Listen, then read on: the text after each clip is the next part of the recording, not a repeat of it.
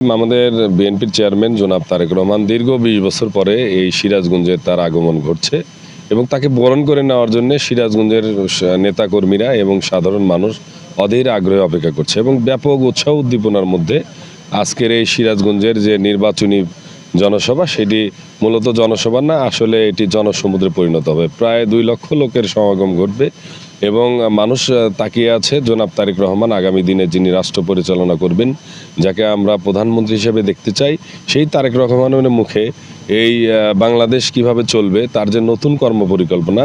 সেটি কিভাবে বাস্তবায়ন করবে, সেই যে কথাগুলো এবং তার প্রত্যেকটা আপনারা লক্ষ্য করেছেন নির্বাচনী জনসভাগুলোতে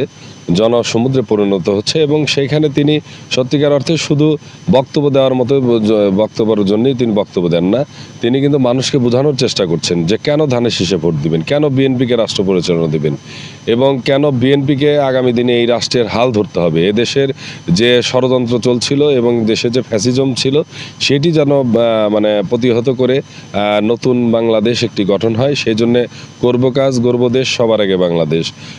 এই যে একটা স্লোগান, সেই স্লোগানটিকে সামনে রেখেই আসলে আগামী দিনে পথ চলবেন। সেই জন্যে সিরাজগঞ্জের মানুষ তার বক্তব্য শোনার জন্য, কথা শোনার জন্য অধীর আগ্রহ অপেক্ষা করছে। আমাদের সকল প্রস্তুতি প্রায় সম্পূর্ণ,